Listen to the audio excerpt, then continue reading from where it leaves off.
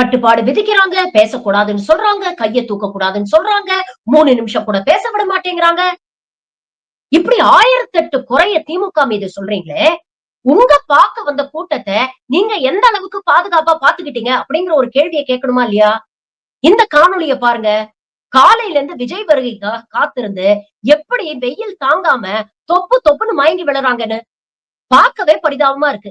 பொதுமக்கள விடுங்கங்க. உங்க கட்சி தொண்டர்களுடைய பாதுகாப்பையும், ஆரோக்கியத்தையும் உறுதி செய்ய நீங்க தவறிட்டீங்க. இதுல காவல்துறை ஏகப்பட்ட கெடு வைக்குது அப்படின்னு அரசாங்கத்தை நோக்கி குற்றம் வேற சொல்றீங்க. இப்ப புரியுதா?